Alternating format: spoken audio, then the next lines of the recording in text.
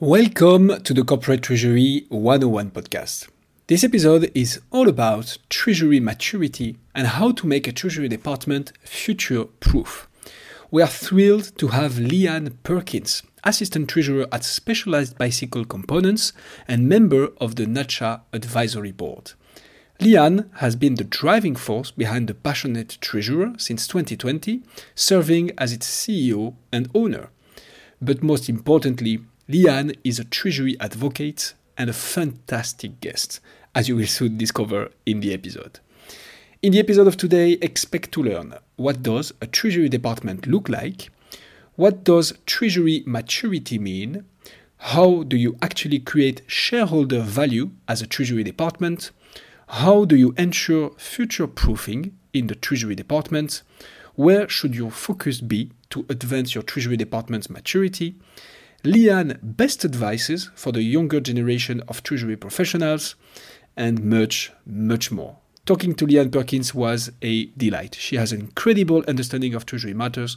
Her ability to provide knowledgeable insights and talk with her heart about treasury is extremely inspiring. We thoroughly enjoyed our discussion and we hope you will enjoy it as well. If that is the case, please consider leaving us a review on your favorite podcast app. Your support means the world to us and helps the podcast thrive. Last but not least, we started the AI Treasury Insights newsletter, a weekly 3 to 5 minutes read that will cover what is happening in the world of AI with a focus on treasury and how this technology will change the way we do corporate treasury. Follow the link in the description or simply type in your browser corporate-treasury-101.com/newsletter. With all that being said, please welcome Leanne Perkins.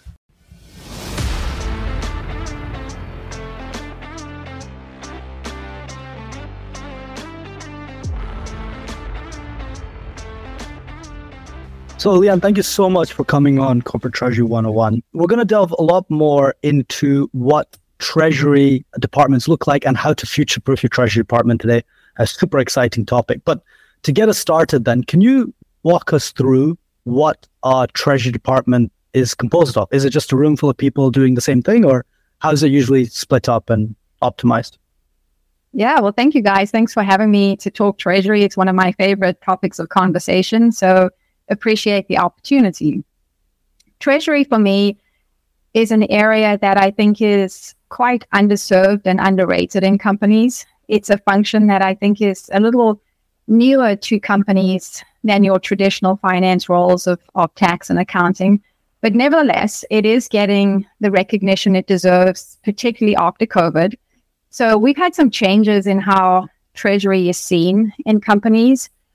And typically, you would have a structure that consists of analysts or accountants who do bank reconciliations and look at cash on a daily basis, ensure inflows and outflows meet the needed levels of cash requirements. But as treasury has become more useful to a company and become more involved in the finance function, it really needs to look like a normal, well, I say normal, but a traditional finance function in a company. And therefore, the structure of the treasury department should always follow strategy. We know that structure follows strategy, form follows function. So therefore, how you set up a treasury department in a company is really important to ensure you know where you're going with the department, what you are trying to accomplish, and that will determine the structure of the team. So to answer your question, you typically have a lean team. Treasury departments are usually full of powerful, curious, self-motivated employees who really want to learn and improve. So it's typically very lean, where employees are doing more than one process. But the important part with any finance function is to ensure you have segregation of duties. So that would typically mean you have a front, a middle, and a back office operations. You usually would have a treasurer who reports directly to the CFO. And then you could have various levels of management and analysts underneath it. But I think the main point is to say that as long as the structure of that team is following the strategy of not only the department, but the company as well, that's how you get a good and fully functioning treasury department. Very clear. And so you said it was very lean. And I think most of the conversations we have with guests on the podcast, lean is another word for understaffed at times. So if you were making a bare bones treasury department, what would those roles sort of look like? Like you'd say, okay, look, you have to separate out your, I don't know, cash manager from your Y person and et cetera, et cetera. Like, is there anything like this? Or could you have a one-man band in treasury? Or is there really not? Yeah, no, it's a really great question and a very good topic of discussion because we talk about this in the industry a lot. The functions of a treasury department are usually dictated by, the type of company, the industry you're in, and the level of sophistication. That would be a great way to staff up a treasury department. And you say that we're usually very lean, understaffed is a good word to use, and we're usually seen as professionals who are interchangeable with our skill sets. So there has been many occasions and still are where treasury departments are a 1 or 2 person department, which I think it's not doing justice to the company and neither to the treasury profession as a whole, because there is so much more that a treasury department can do. We are not where we were 30 years ago, where treasury was cash management. We are so much more than that. In fact, there's 5 specific areas of treasury that treasury professionals have education and experience in to bring to the company. So if you were to start and build a bare bones treasury department, you would at least have to have separation between cash management and the operations side. You always need to have segregation of duties and one person reviewing and one person entering information, particularly when it comes to payments. We know that fraud is the most important thing on our radar in Treasury these days. And if you don't have more than one person to help with these areas, you're doing a disservice not only to the company, but to the professionals themselves, because the risk just when you have fewer people to look after important functions. And I think it's also difficult when you only have a 1 or 2 person team, because you do need to provide vacations and time off, and life happens. You can't just ensure that these 2 persons run a department 365. So I think it's really important to put the right people into the department and to make sure that at least your base levels have separations of duty and you have experienced treasury professionals in the department to help with the areas where they're a little too lean. Makes a lot of sense. And I suppose it also depends on just how automated your processes are, right? I mean, if you have someone opening your bank accounts every day and taking your statements out and doing all of your analysis like that manually, you really can't afford to have people off, right? If you're tight on cash. That's right. Yes, because you need to know where your cash is every single day. And I think the problem with smaller treasury departments is you tend to work on more of the urgent work and less of the important work. And you're not going to mature as a department if you perpetually do that. So I think the message is clear and out there to the industry that treasury needs to be taken more seriously, and we need to fill it with professionals who can help the company achieve its goals. No, very, very clear. Do you see a difference in that? I guess you could say the importance that companies give to the treasury departments, but like overall the maturity or the roles and the size of treasury departments between regions. It seems like, at least from our experience with this podcast and the guests we speak to, that the US is a little bit more advanced in their treasury capabilities. Do you see a difference reflected in how the departments are built between regions as well? Yeah, I think you can. And I think it also depends on whether you have a centralized or decentralized treasury structure. I think, at least in my experience, I've actually seen countries outside of the US be more advanced in their treasury setups. I think depends on what companies you've been in, but it does depend on, the type of work you're doing. And just the level of involvement that the finance and the CFO team want Treasury to have. And what I've seen in the past is CFOs who come from more of a banking or a PE path, or CFOs who come from a CPA side, there's usually a difference in their understanding of how Treasury fits into a company and their worth to a company. And I think it's the Treasurer's goal now to promote the function, to be able to show our use and the importance of staffing us up, of giving us training so that our regions and our different units across the world are equally staffed, equally educated, and can provide the same value. And I think it's not really up to treasurers to just hope that people are looking after their careers. It's actually the opposite, the vice versa, where treasurers have to step up and be advocates for change and advocates for the function so that they can get the visibility and the expertise that is needed to help companies move up and mature. That's super interesting because indeed, I guess throughout all industries, you've seen advancements in technology, for example, which is just reshaping everything. And it seems just be getting faster and faster. Right. So that triggers a question like, have you seen that over time, that really the face of Treasury departments has been changing yes. due to that? Absolutely. It's twofold. I think the one that started it very foundationally was the advancement of technologies and automations, as you mentioned. And, I've been in Treasury for about 19 years, and my very first job as a Treasury analyst was learning how to use SAP. And SAP 19 years ago to where it is today is a completely different tool, but it has come such a long way, and has helped the Treasury function to just automate, to do more with less, and to provide accuracy and information that we didn't have in real time, 19 years ago. So I think automation has also been built a lot for the Treasury function in mind, because there is, a company, regardless of whether they have a Treasury department or not, is always going to be involved with banks and payments and vendors and lending. So you need to know as a department how you can interact with these vendors and banks in a easier and more automated fashion. So banks are spending a lot of money in research and creating automated products that assist the Treasury department. So there has been a lot of changes in that area. It does take time, obviously, because there's a lot of compliance and there's a lot of risk related to automation. And you need IT departments that can help as well.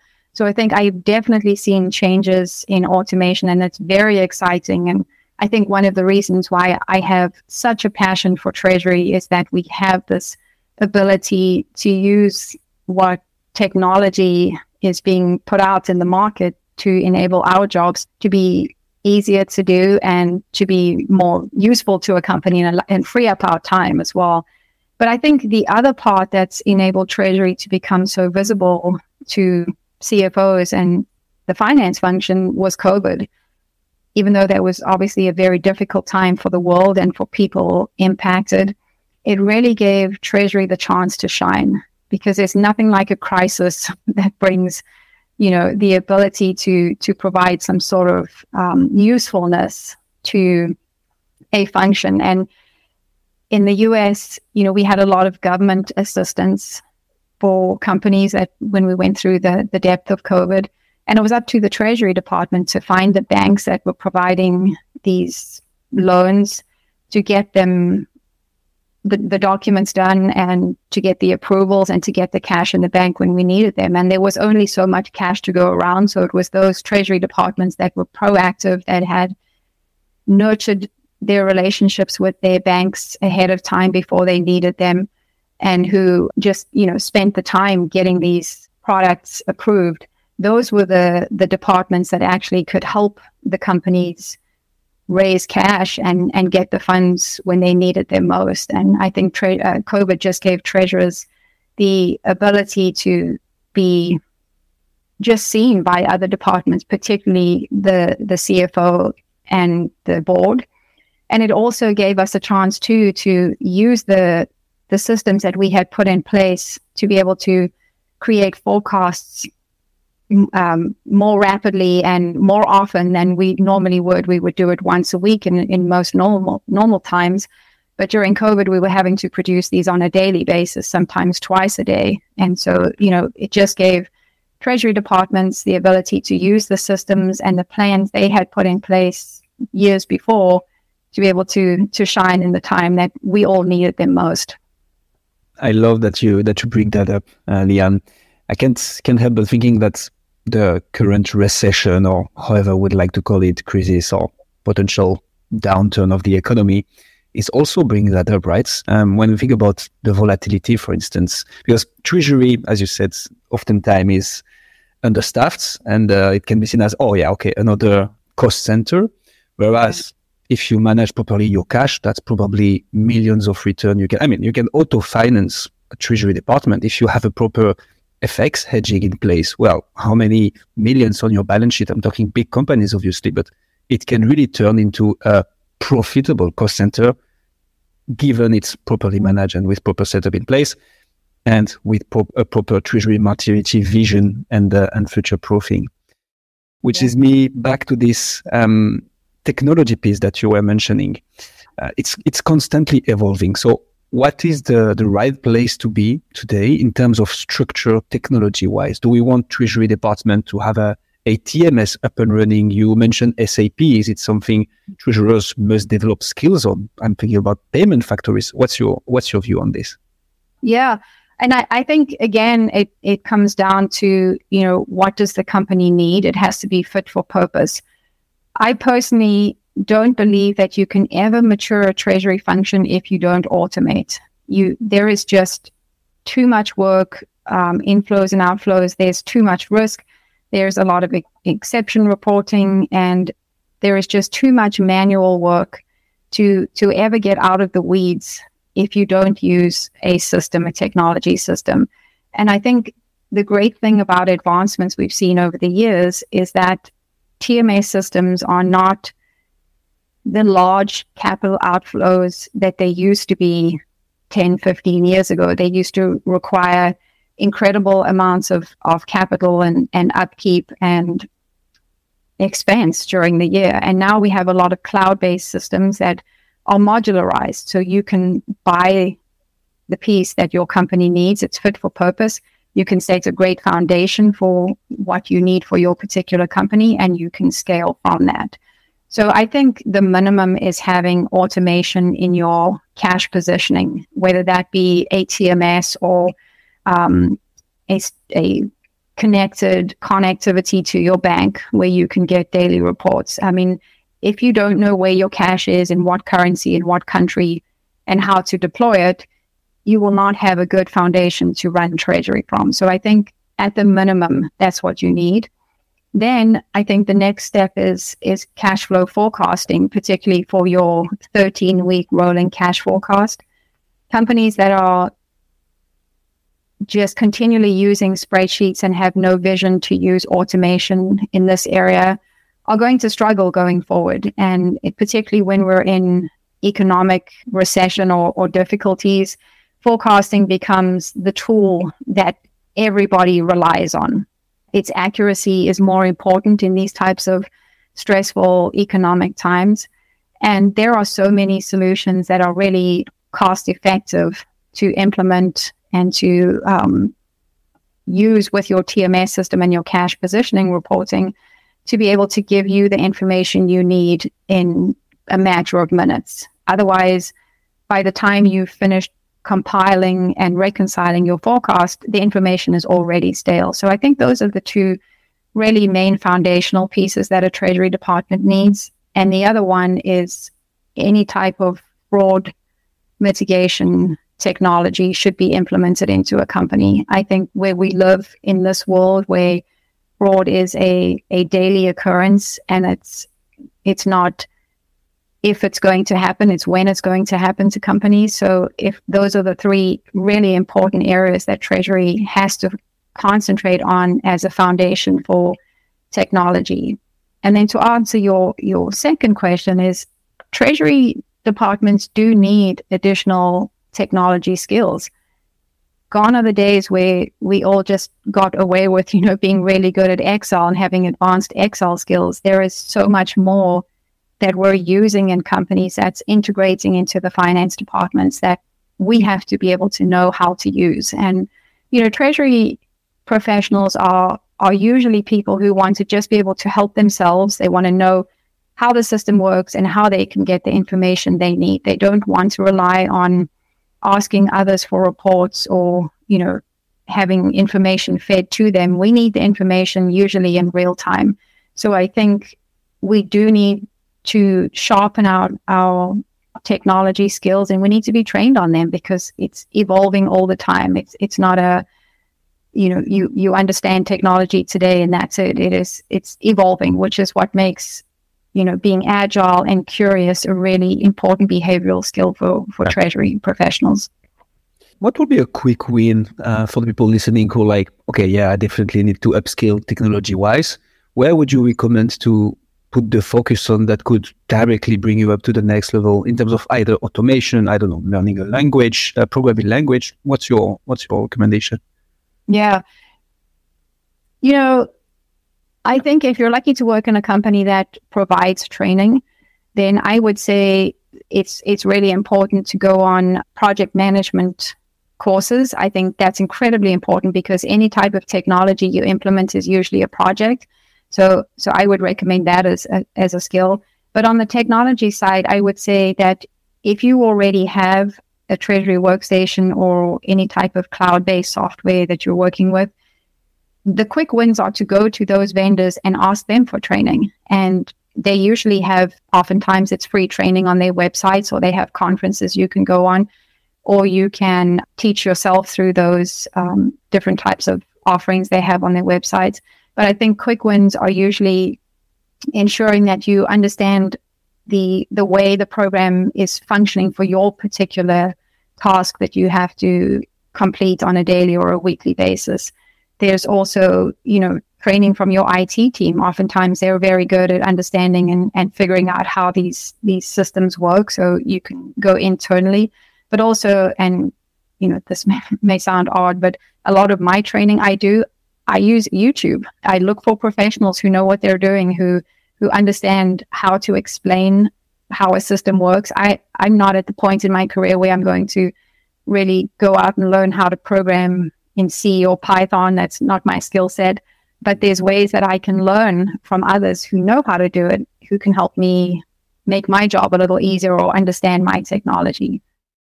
So if we were to look at your YouTube videos history, Liad, what would be the last tutorials, how to what on YouTube? What did you learn recently? That's a really good question. I learned, even though I just said I don't know how to use Python, I did actually YouTube what is Python, how do you use it? And I quickly figured out that's not something that I'm really good at. But I did go onto YouTube and look for some how-to videos on the TMS system that we're using. And we do have those, a lot of those programs on the TMS website itself, but I needed just a little bit more understanding. So I use YouTube for that.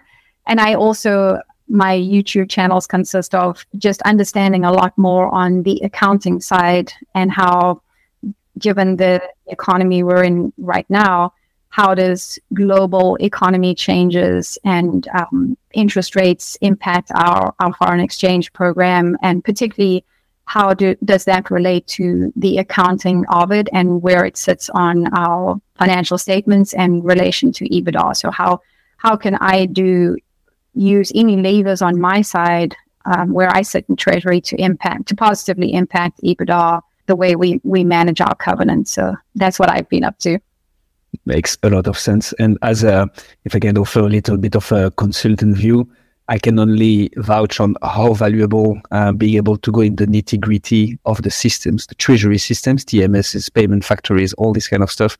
It's ultra valuable. So I think that's a really good advice you give here. Learning about the TMS the company is using, how to do the nitty-gritty, understand how it's set up. I think that's a really good one. Okay, so we have quite enough of an understanding on how the Treasury department is structured, what are the advices on where to look at, how to make it more future-proof or how to have a strong and solid base. Now, could you help us define what treasury maturity means and is? How would you define it? Yeah. So for me, treasury maturity is the evolution of the Treasury Department and its processes over time. It ranges from being a Treasury Department that's very manual with a lack of controls. It would be considered very inefficient. There's no set structures and policies and procedures. So that is your very base level of Treasury. That's step one. And then to go to a mature Treasury state would be one where there is great amounts of efficiency. There's a inclusion of automation in everything you do. It is very procedural driven. And also it's using automation to ensure that processes can be replicated and ideally in all the regions and areas and hubs that the company works in a very standardized manner. This makes it easier for the company, the accounting departments, and the auditors at the end of the quarter or the year that all, or as many as possible, processes are standardized. And I think, as I said earlier, you can't mature a function without automation. So if there's one thing that's embedded in Treasury maturity, it's bringing automation into the Treasury Department. Super clearly. And what's the one red flag you see in a non-mature department? So if you were to walk into any department and go, oh, okay, if they're still doing that, definitely not. There's a specific task that just has to be automated that you don't see enough? And I think there would be more than one, but the one that's really concerning to me is the lack of controls. And, given that Treasury manages and is in charge of cash out the door, I think it's incredibly important that you have a system that allows segregation or enforces segregation of duties. You cannot have one person entering and approving payments that go out the door. And I think a lot of times, I've heard that we trust our people, they're not going to do anything wrong, which is oftentimes the case. It's not always about being, nefarious as a person. It's about people getting into your systems, hackers, BEC scams. The list goes on about how difficult it is to work in an online banking environment because you are just ripe for the picking. So when you don't have segregation of duties, I would say that is absolutely the very first area you have to look at to automate, to ensure that you can use straight through processing, or you can have at the minimum a system that ensures segregation of duties on the payment side. Very clear. No, sounds very important indeed. I guess having the right controls in place. And you mentioned hacking. There's also like social hacking, right? Which is not even just like technology, but also if one person's in charge, they can be scammed or yes, or anything else as well. So definitely makes a lot of sense. So what is that process of going from a non-mature, if that's the way you can say it, like a treasury department which isn't very automated, doesn't have the right controls in place, towards one that is a lot more mature? Like, what is the right framework to apply, or how does a company embark on that journey? I think this is the crux of this conversation and the most important part of getting from where you are today to where you want to be. And I think with Treasury maturity, your goal in the Treasury Department should be to create an anti-fragile department, one that can withstand all of these exogenous shocks and the external and internal influences that exist in the world and impact the Treasury Department. You have to be a department that's proactive and educated in Treasury, and a department that pays attention to global events. So that is absolutely your goal of where you're trying to get to. So where do you start? You start with who you hire. And I think that the Treasury Department is full of people who can ultimately be a think tank for the company and influence the company in many positive ways. So that whole process starts with who you hire. And you want to hire Treasury professionals who are truly in it to win it. They need to be advocates who want to be part of the change, who really enjoy transformation. They're continual learners. They are very aware of technology and automation that's out there, and they personally can figure it out and know what's best to help the company along its journey.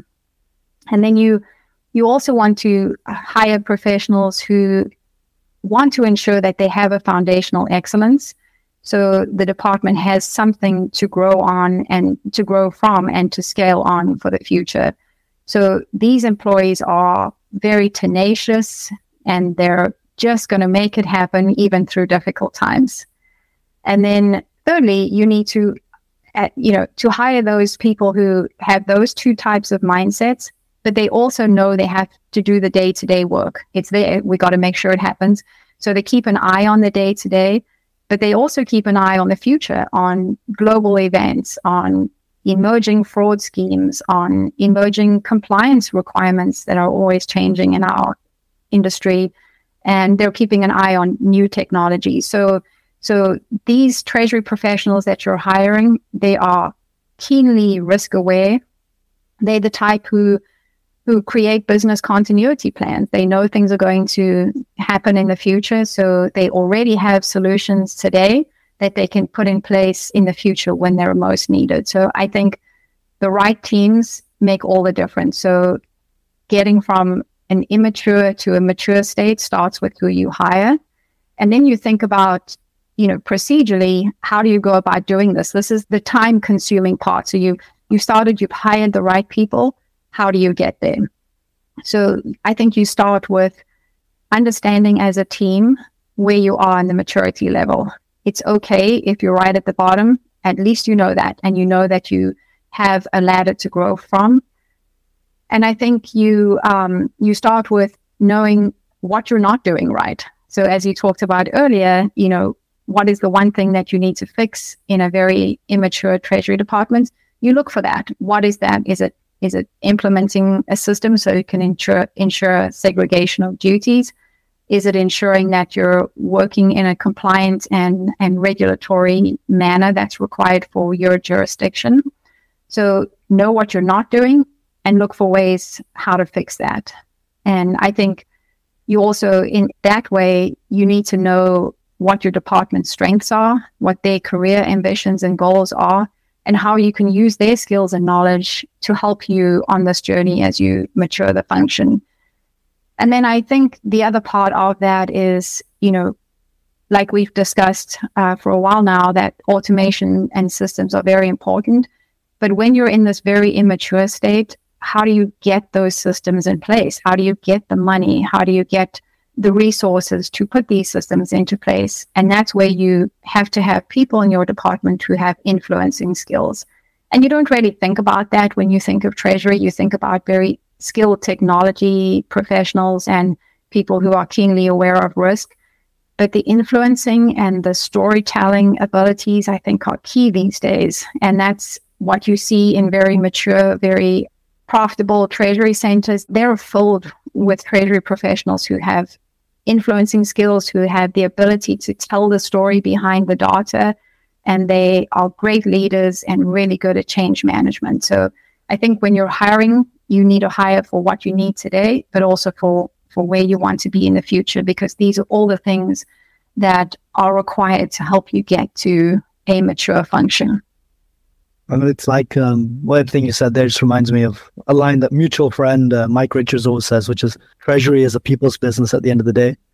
That's right. Yeah. It's definitely an important part. Yeah. So we've talked thoroughly about how you get from absolutely non-mature and future-proof Treasury departments. How about the extreme opposite? Have you seen and what will be the best practice and latest advancements in Treasury organizations that embodies this future-proofing on top of people skill sets, Treasury technologies? What does it look like best in class? Yes. So best in class, and I personally know treasurers who run best-in-class Treasury departments, and they are just my heroes. I think it must be so great to have gone through the journey of going from the very foundation to being best-in-class. And what that looks like is it's the department that is fully optimized in all areas, including automation, having the right skill set and treasury professionals in place, and optimizing how you do your work. And things in treasury change a lot. It can go from year to year where we have to change how we work. A lot of the times it's because of external regulations changing or just the strategy of the company changing. But a truly mature treasury department has its foundation so well set, and it's put in place procedures that can help it change on a dime when it needs to. So it's optimized, but also its objectives are formally defined, and they are able to link their treasury strategy to the broader corporate strategy. And most importantly, the treasury strategy is able to be linked to creating shareholder value, because at the end of the day, that's what the treasury department needs to adhere to, is we have to be able to help the company ensure shareholder value creation. So a fully mature treasury department is optimized, they're agile, their strategy meets the broader corporate strategy. They are usually considered a think tank or a center of excellence, where if the company needs any information on how processes should run, how they should be able to, how the company can move into different geographies, can use different payment methods, can change how they're paying the customer, or even who the customer is, they are an area that can support the change of the company's strategy, because they have the expertise and they have those nurtured relationships with their banks and their vendors globally to be able to put solutions in place for the company as they need it. Typically, they also use in-house bank structures. They have consolidated their bank accounts to have virtual bank account structures. They have really good pooling arrangements, and they're optimized on their foreign exchange programs as well. So I think at the end of the day, to sum it up, is to just say that the way that the Treasury Department is structured is in line with the strategy of the company. And as the company changes, so can a mature Treasury Department.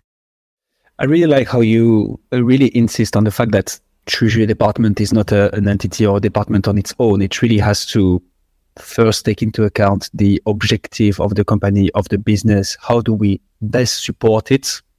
Having that baseline, and then lead towards something that you brought up, shareholder value. Could we dig a little bit into this? How do you create shareholder value as a Treasury Department concretely? Yeah. And so just to expand on what you were saying, I definitely believe that Treasury is both a front-facing and an interfacing department. So front-facing, that's everything with our banks, our vendors, our investors, our rating agencies, and our shareholders. And then interfacing, we are a department that is absolutely not siloed. We have to be a part of the business team and involved in areas where we can help grow the company and future-proof it. So we interface with, the traditional finance departments. There's tax, there's accounting, there's FP&A, but there's also legal, and there's investor relations, and there's sales, and there's supply chain. So we are definitely that department that is involved in every area of helping the company succeed. And in terms of shareholder value, the way we operate needs to be reflective. Obviously, if you're public or private company, there's still shareholder value, and we can influence in ways by ensuring that we can safeguard the financial assets of the company. We can work in a way that positively impacts EPS. We have to control the financial risks of the company, and we have to protect the financial return and the financial assets that we have. And in all those ways, we're ultimately, at the end of the day, protecting the shareholder value. And one way that I've most recently learned where Treasury can impact shareholder value is on its reputation. And a lot of what we do in Treasury, because it is so front-facing and it's so public, if we have a lapse in our controls or an area where fraud happens or anything that could potentially negatively impact the company, you're introducing reputational risk to the company. And that, at the end of the day, impacts the shareholder value. So I think we have, a lot on our shoulders. We have a lot of positive influence that we can make, but at the same time, there's a lot of risk that we bear. And in order to mitigate that risk as best as possible, I think it really starts with ensuring you have the right people and the right foundation so that you can reduce these risks and you can manage what you do as a department to ensure only positive outcomes.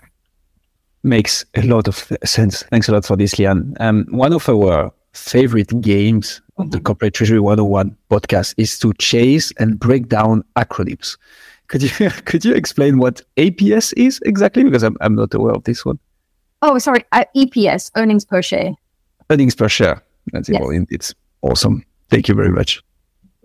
Leanne, I'm curious, when you talk about future-proofing, and then you're also talking about technology, what's your take on how fast technology is moving nowadays, right? It seems like every year, every 2 years, you're already obsolete versus what's in the market now. You have, especially in Treasury, you have fintechs launching all the time. You have new versions of DMSs launching all the time. And especially with this AI revolution that we're going on right now, can you really ever future-proof yourself well enough?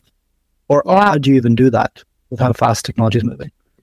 I mean, I love it. I love that we have this technology evolving as fast as it is, and that it's actually something that can be implemented into Treasury solutions. So I love it. I think it's moving faster than, I probably can keep up with, but I think that's the fun in it, actually. And I think, I don't think you can really actually, completely future-proof your technology. I mean, as things change, I don't know that you can perpetually keep up because we have limited resources.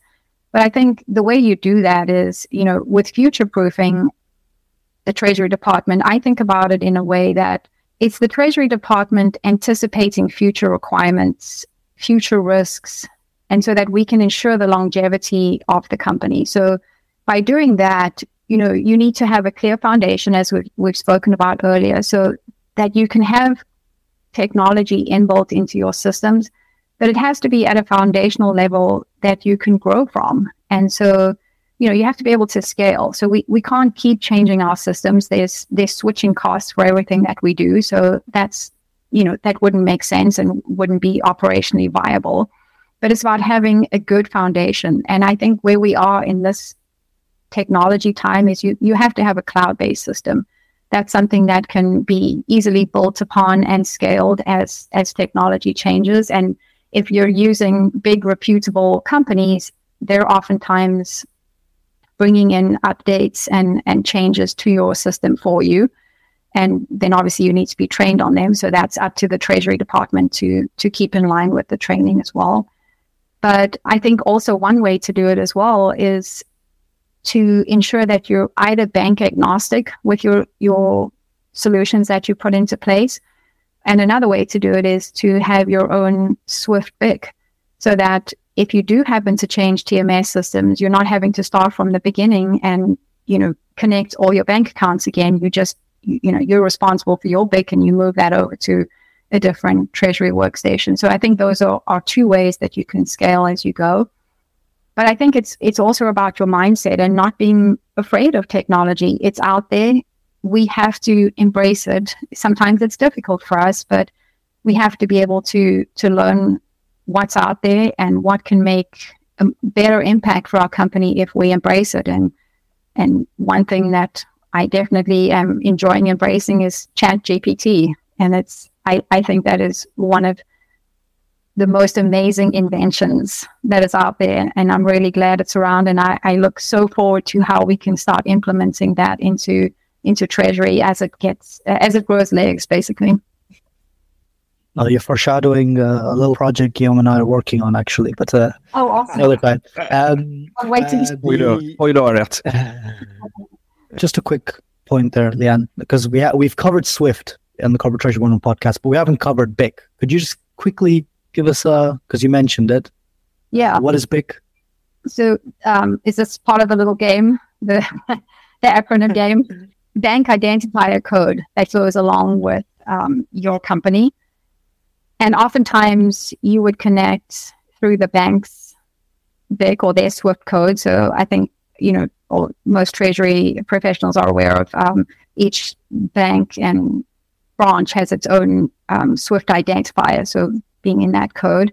And so when you create your own SWIFT BIC as a company, that code and SWIFT address belongs to you. So when payments come in and out of your company, instead of going to your company name, they would be just connected to the SWIFT BIC, which is basically your address with SWIFT. In my previous company, I had a fantastic treasury manager who had experience with creating a SWIFT BIC for the company, and she brought this to my attention. And that is how we basically future-proofed ourselves by when we needed to move TMSs, we didn't have to start from the beginning and reconnect every bank that we were working with to our TMS system. All we did was take our SWIFT address, take it over to the new TMS, and then they were able to redirect all traffic in and out on the bank rails to this SWIFT address. So I think it's a lot of work up front, but I think it reduces the back end work should you ever need to change TMS systems. Your own SWIFT compliance when you have your own BIC. So it also ensures that you're keeping up with the regulatory side and the requirements of the SWIFT system. No, I love it. It's a very practical tip. Yes. For any treasurers out there. I had another idea there as well, and you mentioned how important resources are and people are, right? And how important your team is in future proofing. Do you see any role of like this push towards diversity and inclusion and the importance of that in future proofing your organization? Absolutely. And I'm glad you bring it up because, as we spoke about earlier, it is the team who drive the change and who drive the improvements in anything that we do. And that goes for any function in a company, not just Treasury. But I thought about this about a year ago, about the importance of hiring the right people and including diversity and inclusion into future-proofing Treasury. And I came up with an acronym of what I think is really the right way to staff up a Treasury department. And so I used the word dream team, and I'll go through the acronyms as we go through it. But the very first thought that I had was, diversity. And it's so important to have diversity in thought, in education, in your experience, and also in your personality. And the bigger your team gets and the more involved they are in a company, you have to have people who have differences of opinions, who can challenge you. And I think when you bring in diverse people into your Treasury department, I think it's only for the good of the department and ultimately for the company. So I think it's just genuinely important not to only hire people who think like you do, but who sometimes think outside of the box. I am a person who is very creative in the way I think. I am not your typical Treasury person who is very, analytical. I think with both sides of my brain, actually. So a lot of my ideas come from a very creative side, and a lot of the finance team come from a very analytical side. So together, when we brainstorm and we go through ideas, it's amazing how much fun we can actually have in thinking through solutions and challenges, because we come from a very diverse experience and just sometimes geography as well. So my dream team is, firstly, it's diversity. Secondly, it's recognizing everyone's competitive advantage on the team. You have to hire people who are experts in technology and they really enjoy continuous learning. They have to be agile and unafraid of change. And I think we've spoken about that with automation. And the M is, you want to hire people who are either mentoring others or wanting to be mentored, because there is so much change going on in Treasury, both in just, the actual Treasury profession, but also in just how teams operate particularly as we go through COVID and the remote era that we've gone through. You need people who are willing to either help or ask for help. You have to be a tenacious problem solver. You have to be energetic and engaging. And I mentioned before, you have to be able to tell the story behind the data. And most importantly, you have to be motivated to excel and lend a hand to others. So to answer your question, I think the dream team is what you need. And it starts with being diverse in thought, in education, in experience, and just in what you bring to the table. Makes a lot of sense. And that's, I don't know, the word that comes to mind is beautiful. It's beautiful the way you approach it, Leanne. I like it a lot. Well, you might decide. I'm just thinking, so indeed, we focus very much on people, and we already tackle a little bit with the YouTube tutorials and potentially reaching out to your system, vendor partners, and the one that provides you with the TMS services. Any other resources that you could recommend or that you've seen in the place that could help people to develop this critical thinking, innovation approach, and to challenge the status quo, think a bit outside the box? Where can we go to? Because as every skill, I imagine that's something you can train, right? But right. Where do you start when you want to approach such endeavor? That is a great question. And I think the answer to that is your network. And I think I've been in Treasury for 19 years. Like I said, I come from South Africa. So I moved to the US. I didn't know anybody here, and I didn't know a lot about Treasury. And the only reason I am still in Treasury today and so passionate about what I do is because I immediately developed a network who was able to help me to understand where I needed to go, how to develop my career, who could help me along the way. And that is the reason why I want to be someone who gives back to the Treasury industry and function as a whole, which is why anyone who knows me knows that I am an absolute advocate for the industry and the profession. I think your network is how you improve in life in anything you do, but particularly in a very technical area such as Treasury, you need networks who can help you, when you're stuck with a technical question, when you're trying to learn something new, or just when you're trying to understand how to manage in your environment that you're in, how to promote yourself, how to move up the Treasury maturity ladder, both in your company and in your own career. And I told this to many people before, but Mike Richards just loves this saying that your network is your net worth. And I think at the end of the day, that's how you get things done. You can YouTube, as we've spoken about. I learn a lot from YouTube. I learn a lot from my boss and from my other peers in my company, but I learn the most through my network. And I've purposefully gone out and, broadened my network.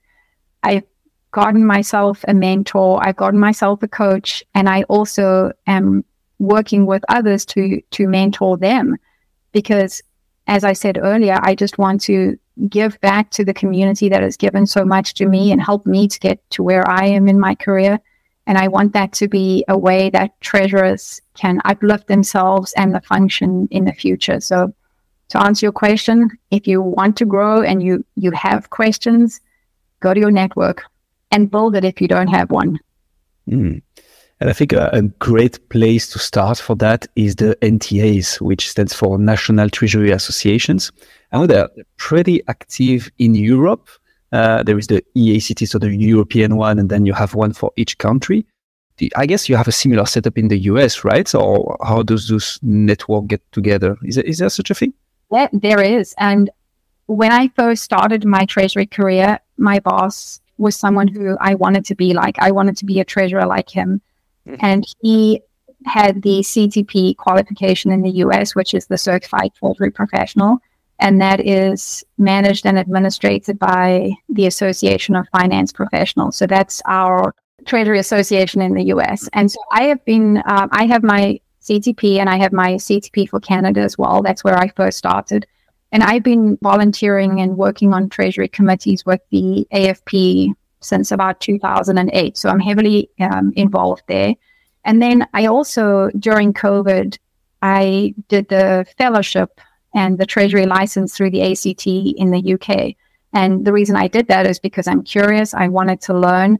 And I knew that I had more Treasury understanding that I needed to gain from global companies. So I engaged there. I passed the exam. It was one of the most difficult things I've ever done, but it was wonderful. I, defended my dissertation, and I'll say that YouTube learning got me through a lot of those difficult learning sessions, but YouTube was great.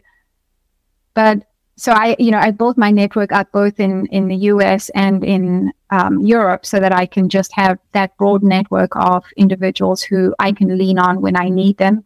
And actually, one of my mentors is from the ACT in the UK. And so I have a very, diverse and broad set of Treasury professionals who I can lean on for questions in all areas of my Treasury career. So I think even in South Africa, there's a Treasury Association, and in Australia as well. So it's fortunate that Treasury is getting out there. It's getting recognition around the world as an association and a leader in the industry. So I encourage people to always join their local association. That's where you get your best learning. You make a great network base, and you also make great friends out of it too. Voila. So if you didn't know where to start and you're listening to this right now, here is the first step to build your network. And I love this quote, then your net worth. One of the main Treasury missions, Leanne, is to deal with uncertainty, right? And mitigate the risks linked to it. And maybe the last question that I would like to ask in regards to this future proofing is, how can treasurers adopt a rather low risk appetite approach in their day-to-day business, but yet keep an agile and flexible attitude towards change and embracing innovation and all the beautiful things? Yeah, no, I have the saying that a tsunami starts with small detectable waves. And so we know as Treasury professionals that we have to be risk aware. We cannot be a department that is afraid of change or afraid of risks. We are not immune to the risks around us. And I believe that this is a major part of our job, is understanding we live in a very risky world. So what do we do about that? We got to start with knowing that the risks are all around us. We have to understand where the risks coming from that impact our companies and our job functions, and then understand ways how to mitigate them. And I think it's really important for people to also know that risk does not respect organizational structures. It's going to come at you from wherever it does. It's going to impact all parts of the company.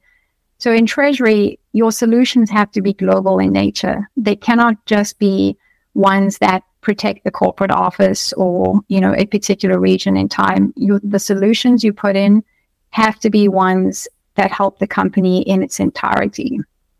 And importantly, in Treasury, we got to treat the causes of the risks and not just the symptoms. So it means there is a lot that we have to look after. There's a lot that we have to know is coming at us. There's a lot of risk mitigation solutions that we've got to put in place, got to look for solutions. We're always got to be aware of what's out there and could be coming at us. So it's kind of a stressful job, but it is what it is. But we also have to know that we can't be afraid of change, because if we don't change, we're going to be left behind. And I think,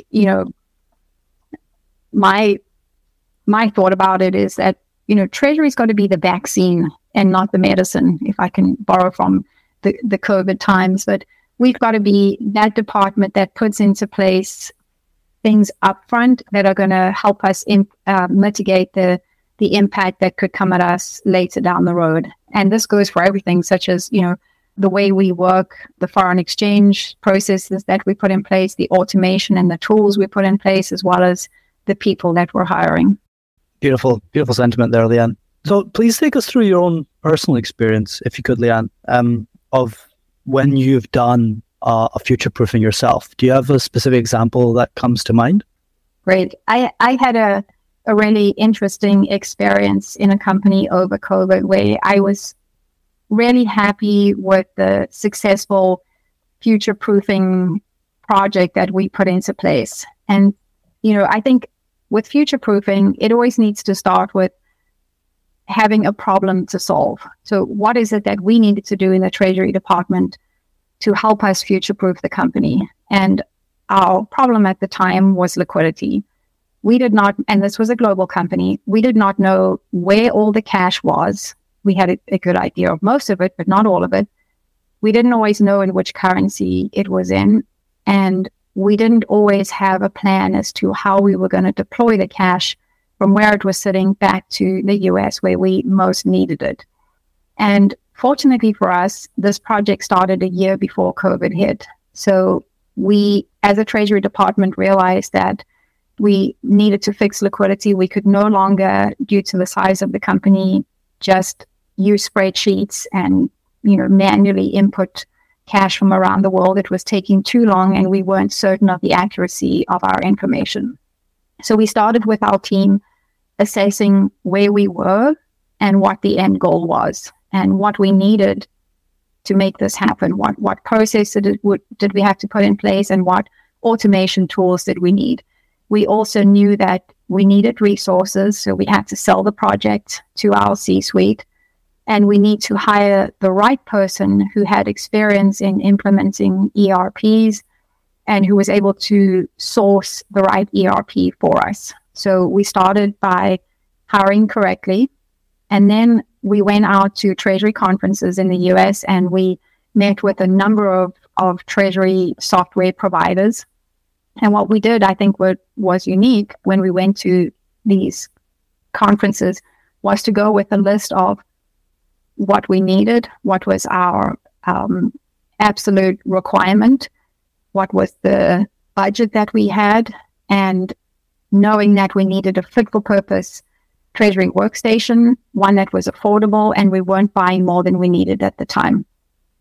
And we were able to sift through different providers based on those requirements, knowing that, we couldn't afford an SAP at the time, but we could afford a cloud service that, was able to give us what we needed. So we did a lot of research into it. We also created our own BIC, which required, some IT assistance, but not much, but mostly work on the Treasury department side to get compliant with SWIFT.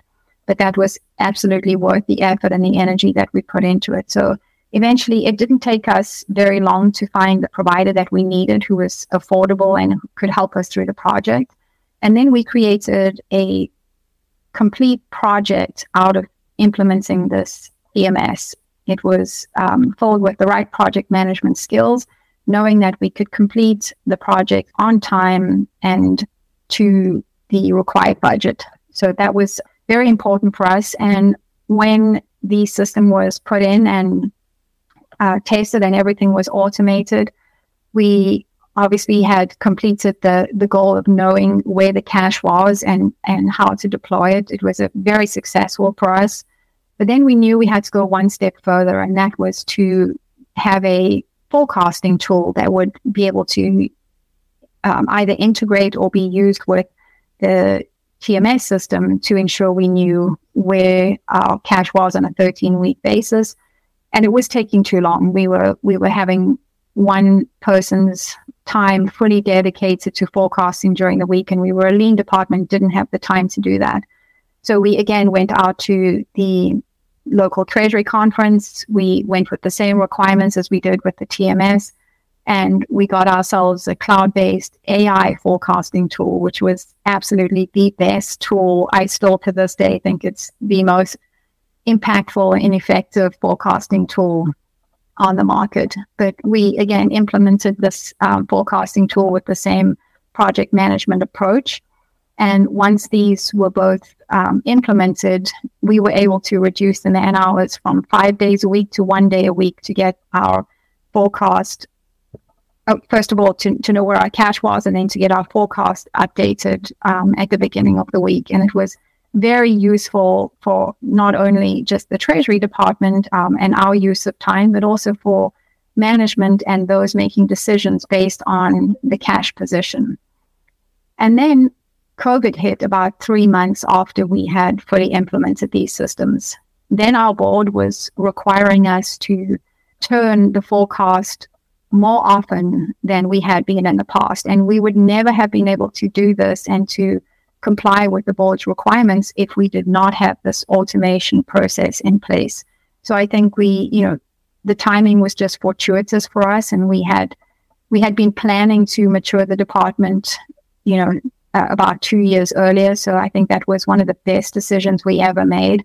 And then making it happen. It's easy to have ideas, but to actually put them into place and bring them to fruition takes, the dream team. It takes everyone pulling their weight and reaching for the same goal to ensure it happened. And it was a very well-received project. It was very useful for the Treasury Department, for the CFO, for the board. And I just think it's a great example of putting in processes and procedures when times are good, because when they're not, you do not have the time or the resources to do it. So I think it's all about putting plans in place now for when you need them down the road.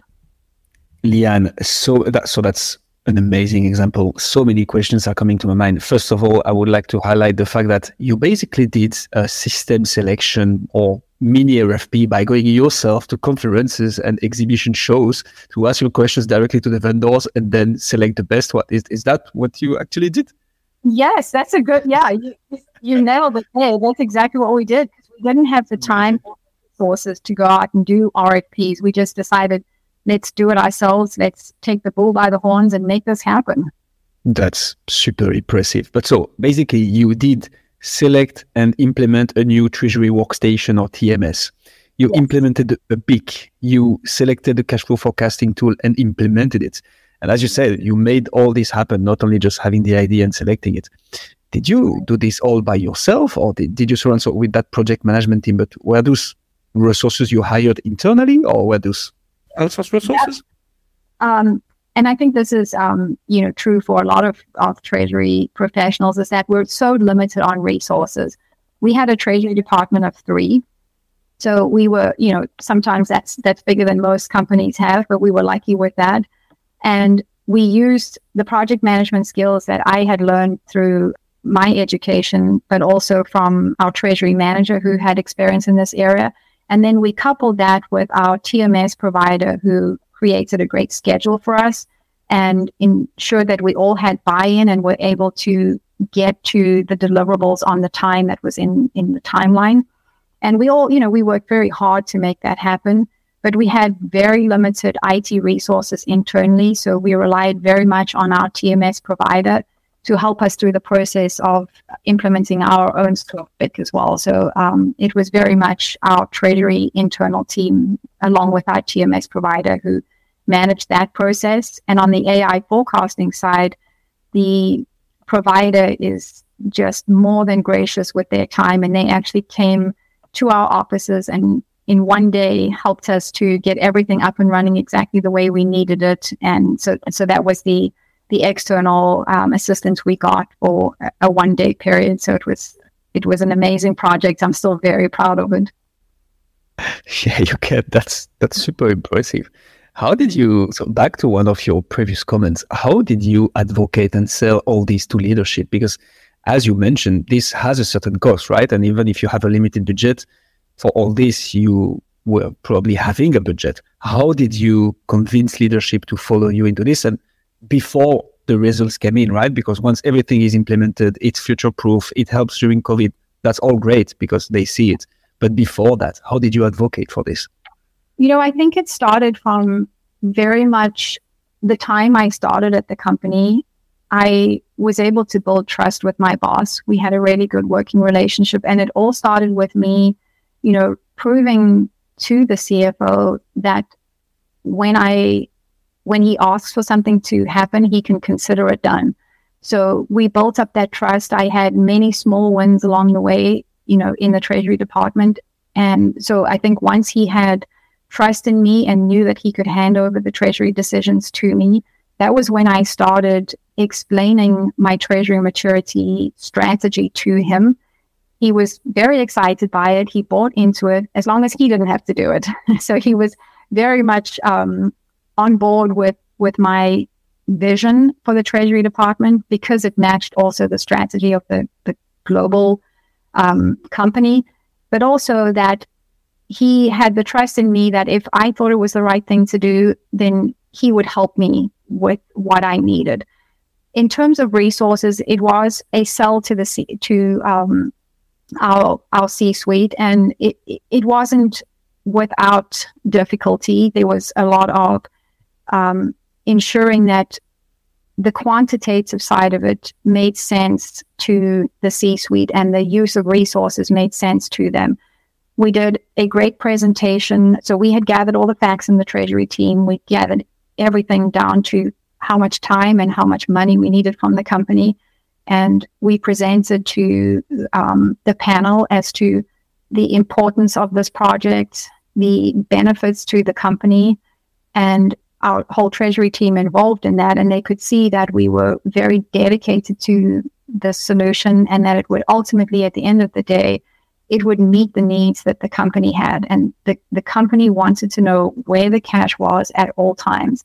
And knowing that, we were outgrowing a spreadsheet, I think they understood the need to pay now and have the dividends return down the road. So I think it starts with any project. It starts with having the trust of the person who's selling it to you, and knowing that if they say that they're going to make this happen, that it will be done and it won't be wasting the company's money. So they need to know that, and they need to know that it has, at the end of the day, a solution for a problem that they are saddled with. And the CFO is always saddled with the liquidity problem. So if that can be solved through the solution, then they help me, purchase what was needed. And we also negotiated a very good contract with our providers that we could pay monthly. It wouldn't be a long-term commitment if, we just didn't have the funds for it at the time. So it's all about negotiating with your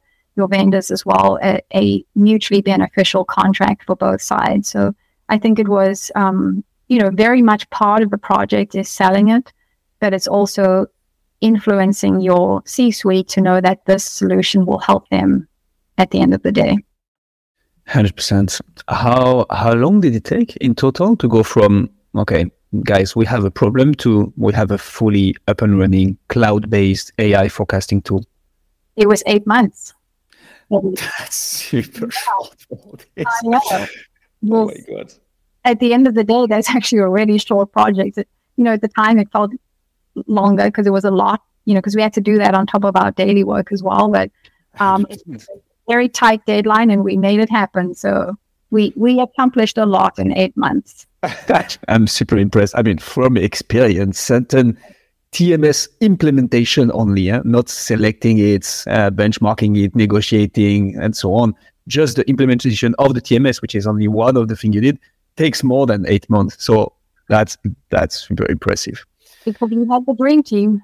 Yeah, definitely. But now I understand the name of it. Definitely, that's a dream team you had here. I don't know if you feel like it, but can we know about this amazing forecasting tool that you had? What's the name of the company? Yes, can I say that? Yeah, 100%.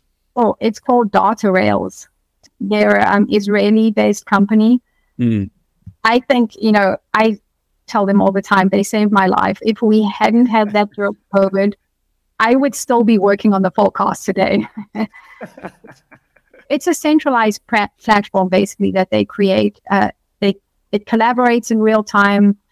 It automates repetitive tasks, and it really improves. At the end of the day, it improves the accuracy of the financial models. It was very easy to use. It's very easy to implement.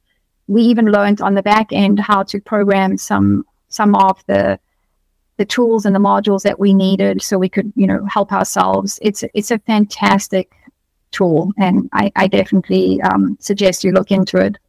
Wow, will definitely. That's a hell of a kudos for them. And yeah, for sure, we are totally comfortable with sharing names. We are not sponsored by Data Rails. If anybody from Data Rails is listening to this right now and you're interested into it, do not hesitate. But super, okay, no, it's good to know about this.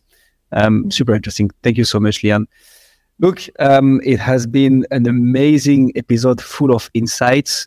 Is there anything else you would like to add in terms of treasury maturity, future-proofing, transforming your treasury department, the right people, the right resources? Anything else you'd like to add?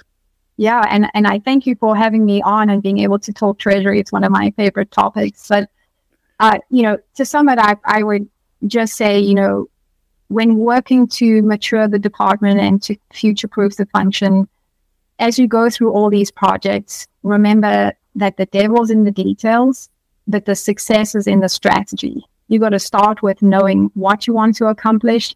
You've got to be strategic about these projects. So remember that advice. And I think also, be an advocate for the treasury profession. We have so much going for us. We have so much future and runway in treasury.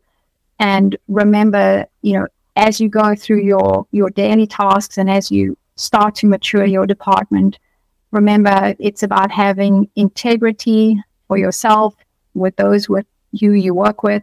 It's about having a positive mindset and attitude, having passion for what you do, and being very resilient, because treasury is not free of difficulty. It's not free of stress, but you can use these tough situations to help yourself and your team develop and learn and grow in treasury.